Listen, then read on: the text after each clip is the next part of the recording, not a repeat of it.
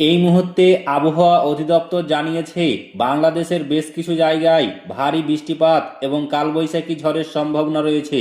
তো ফ্রেন্ডস, কোথায় কোথায় ভারী বৃষ্টিপাত এবং কালবৈশাখী ঝড়ের সম্ভাবনা রয়েছে এই ভিডিওতে আপনাদের বিস্তারিতভাবে জানিয়ে দেব। অবশ্যই ভিডিওটি শেষ পর্যন্ত দেখবেন। তার আগে আপনাদের কাছে ছোট্ট একটি রিকোয়েস্ট করছি, আপনি যদি আমাদের এই চ্যানেলটিকে এখনো পর্যন্ত সাবস্ক্রাইব করে না থাকেন তবে এইরকমই নতুন নতুন ভিডিও সবার আগে দেখার জন্য অবশ্যই সাবস্ক্রাইব করে নেবেন। রাজধানী ঢাকা সহ দেশের 12টি অঞ্চলের ওপর দিয়ে সন্ধ্যার মধ্যে ঝড়ো হাওয়া সহ বৃষ্টি বা বজ্র বৃষ্টিপাত হতে পারে। সেই সঙ্গে কমতে পারে তাপমাত্রা বলে জানিয়েছে আবহাওয়া অধিদপ্তর।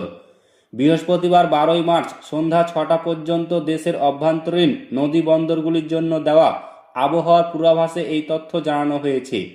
এতে বলা হয়েছে রংপুর, রাজশাহী, পাবনা, বগুড়া, টাঙ্গাইল, ময়মনসিংহ, ঢাকা, ফরিদপুর, মাদারীপুর, কুষ্টিয়া, যশোর ও কুমিল্লা অঞ্চলের ওপর দিয়ে পশ্চিম বা উত্তর পশ্চিম দিক থেকে ঘন্টায় 60 থেকে 80 কিলোমিটার বেগে অস্থায়ীভাবে ঝড়ো হাওয়াসহ বৃষ্টি বা বজ্র বৃষ্টিপাত হতে পারে।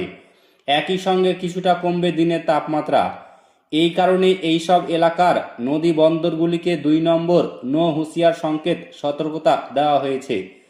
বৃহস্পতিবার 12ই মার্চ সন্ধ্যা 6টা থেকে পরবর্তী 24 ঘন্টা রংপুর, ময়মনসিংহ, সিলেট বিভাগের কিছু কিছু জায়গায় এবং রাজশাহী, ঢাকা, খুলনা এবং বরিশাল ও চট্টগ্রাম বিভাগের 2-1 জায়গায় অস্থায়ীভাবে দমকা অথবা ঝড়ো হাওয়া বৃষ্টি অথবা বজ্র বৃষ্টিপাত হতে পারে। সারা দেশে দিনের তাপমাত্রা সামান্য বাড়তে পারে এবং রাতের তাপমাত্রা প্রায় অপরিবর্তিত থাকতে পারে। শুক্রবার 13ই মার্চ সন্ধ্যা 6টা থেকে পরবর্তী 24 ঘন্টা রংপুর, ময়মনসিংহ ও সিলেট বিভাগের অনেক জায়গায় এবং রাজশাহী, ঢাকা, খুলনা, বরিশাল ও চট্টগ্রাম বিভাগের কিছু কিছু জায়গায় অস্থায়ীভাবে দমকা অথবা ঝড়ো হাওয়া সহ বৃষ্টি এবং বজ্র বৃষ্টিপাত হতে পারে। সারা দেশে দিনের তাপমাত্রা সামান্য কমতে পারে এবং রাতের তাপমাত্রা প্রায় অপরিবর্তিত থাকতে পারে।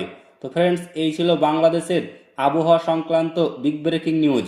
ভিডিওটি ভালো লাগলে লাইক করবেন, শেয়ার করবেন এবং চ্যানেলটিকে অতি অবশ্যই সাবস্ক্রাইব করবেন।